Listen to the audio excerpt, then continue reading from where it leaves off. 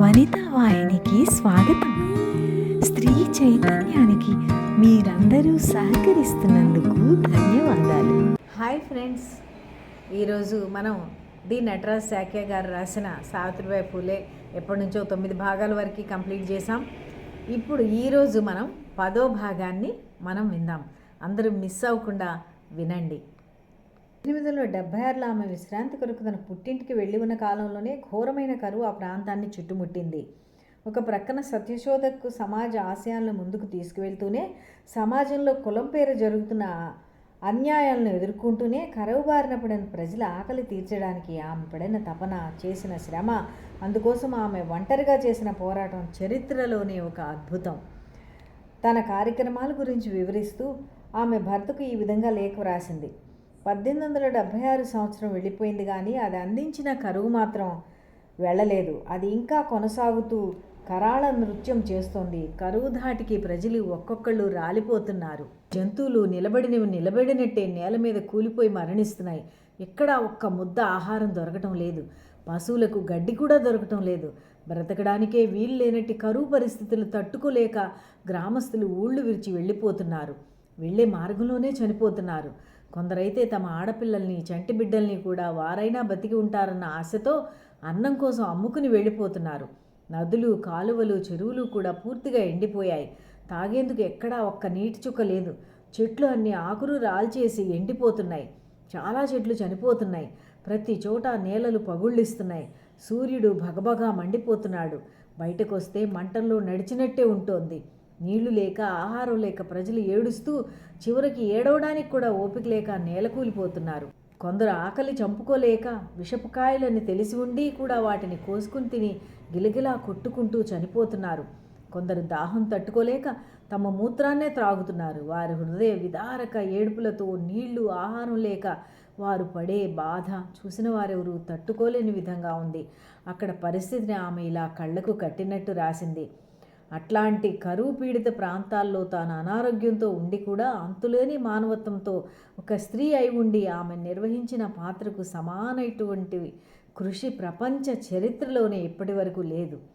ప్రపంచ దేశాలకే ఆమె చరిత్ర ఆదర్శం అంటే అందులో అతిశయోక్తి లేదు. ఆమె పుట్టింట, తమ్ముడి ఇంట ఉన్న ప్రాంతంలో దేశం సత్యశోధక సమాజం నిర్వహిస్తున్న పాత్ర గురించి బాగా తెలిసే కానీ ఆ సంస్థ కార్యకర్తలు ఇటువైపు చాలా తక్కువగా ఉన్నారు. అయినా ఆమె అక్కడ ఉన్న కొద్దిమందిని కలుపుకుని సమావేశాల్లో యువతరాన్ని ఆకట్టుకుని వారిని సభ్యులుగా చేస్తూ వారిని సహాయ దళాలుగా తీర్చిదిద్ది గ్రామానికి ఆహారం, మందులు, బట్టలు అందించేవారిగా పంపించి కొంతమందిని సత్యశోధక సమాజ్ తరఫున సహాయానికి అభ్యర్థిస్తూ కొంతమందిని ఊరూర్లకు పంపించింది. ప్రజలు ఏమి అందించినా, తాము పట్టిన జోలిలో వారు ఏమి ఇచ్చినా గుప్పెడు బియ్యమైనా ఒకరి ఆకలి తీర్చుతాయంటూ ఆమె స్వయంగా ఇళ్ల వద్దకు వెళ్ళి భిక్ష అడిగేది. ప్రజల నుంచి సేకరించిన ఆహార ధాన్యం, బట్టలు, సాయం ఏదైనా దళాల నుంచి ఒక చోటకు చేర్చి ఆ వెంటనే వాటిని కరువు పీడిత ప్రాంతాలకు పంపించేసేది.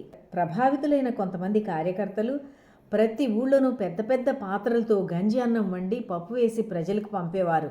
ఆ విధంగా ఆమె ఎంతోమందినో మృత్యు నుండి కాపాడింది. అక్కడి పరిస్థితిని ఉత్తరాల ద్వారా చుట్టుపక్కల ఊళ్ళల్లోని సత్యశోధక సమాజ సభ్యులకు, సానుభూతిపరులైన స్నేహితులకు కబుర్లు, విన్నపాలు పంపి వారిని ఇక్కడ సహాయ కార్యక్రమాల్లో పాల్గొనవలసిందిగా కోరేది. ఆమె అభ్యర్థనా రీతికి కనులు చెమర్చి ఎంతమందో ఎక్కడెక్కడి నుండో తమకు చేతనైన ఆహార సామాగ్రి, రొట్టెలు ఆమె ఉన్న చోటికి వచ్చి ఆమెకు అందించేవారు. ఆమెకు ప్రగాఢంగా ప్రభావితమైన కొందరు చూసి వద్దామని వచ్చిన వాళ్ళు కూడా అక్కడే ఉండిపోయి ఆమె తయారు చేసిన దళాల్లో కలిసిపోయేవాళ్ళు. ఆమె ఒక పక్కన ఇంత మానవత్వం చూపుతూ ఉండగా ప్రజల దీనత్వాన్ని ఆసరాగా చేసుకుని ధనవంతులు, వడ్డీ వ్యాపారస్తులు రంగప్రవేశం చేసి ప్రజలకు ఆహార ధాన్యాలు దొరకకుండా చీకటి బజార్లకు తరలించడం మొదలుపెట్టారు. అక్కడ అమ్మే సరుకులకి 100కి 100 వంతుల అత్యధిక రేటుకు వారిని అమ్మేవారు. కొనలేని వాళ్లకు రోజు వడ్డీ చొప్పున బంగారం, ఇల్లు, ఆస్తులు కుదువు పెట్టుకొని కొద్ది రోజుల్లోనే వాటిని స్వాధీనం చేసుకునేవారు. వారిలో సాటి ప్రజలు అన్న కనీస మానవత్వం కూడా ఉండేది కాదు.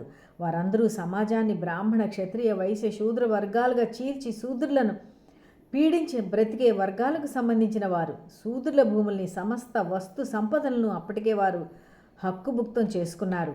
వారి భయంకర పీడన, దోపిడీల మూలంగా సమాజంలో అల్లర్లు చెలరేగాయి. కొందరు పీడితులు వారు దాచిన ఆహార నిల్వలను మూకుమ్మడిగా వచ్చి అందిన కాడికి పట్టుకుపోయేవారు. ఆ పీడకులు వారిని ఆపలేక దొంగతనాలు, దోపిడీలు జరుగుతున్నాయంటూ పోలీసు రిపోర్టులు ఇవ్వడం, బ్రిటిష్ పోలీసులు సులువుగా దొరికారని ప్రజలకు సేవలు అందిస్తున్న సత్యశోధక సమాజ సభ్యులను కూడా అరెస్టు చేసి జైల్లో పెట్టడం జరుగుతూ ఉండేది. బ్రిటిష్ కలెక్టర్ కూడా రంగప్రవేశం చేసి అల్లర్లను అదుపు చేయాలని హుకుం జారీ చేశాడు. సాయం చేస్తున్న తమ సహాయ దళాల వారిని అరెస్టు చేస్తుంటే ఆమె సహించలేక ఆ ప్రాంత కలెక్టర్ దగ్గరకు వెళ్ళి సత్యశోధక సమాజ సభ్యులను వెంట తీసుకుని వెళ్ళింది.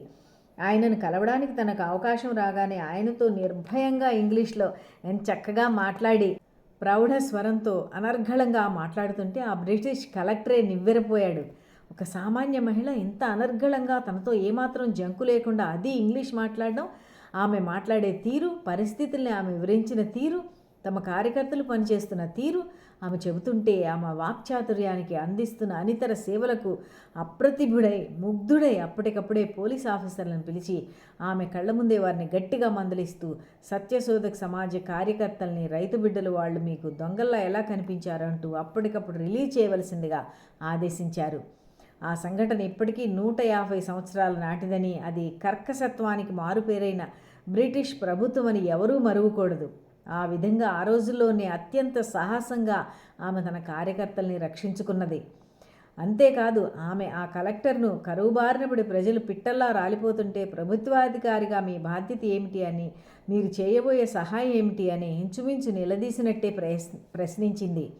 దాంతో అతడు అప్పటికప్పుడే 4 ఎడ్లబండి నిండా ఆహార దినుసుల్ని కరువు ప్రాంతాలకు పంపించారు.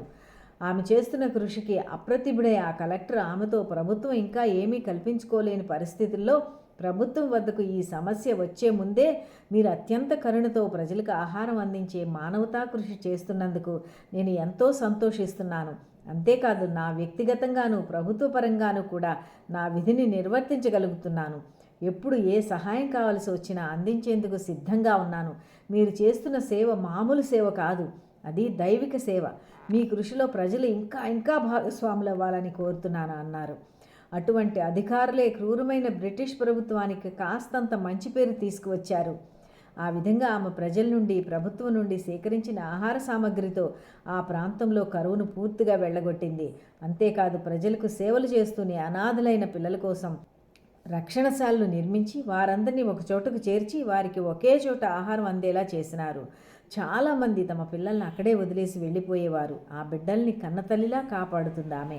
వారి ఆరోగ్యాలు బాగు చేసింది, బట్టలు కుట్టించి ఇచ్చింది. ఆమె అలా 52 గ్రామాల్లో పిల్లల కోసం 52 గంజి కేంద్రాలు ప్రారంభించి క్రమేపీ వాటిని ప్రజల మరియు ప్రభుత్వ సహాయంతో వసతి గృహాలుగా, ఆ తర్వాత పాఠశాలలుగా మార్చింది.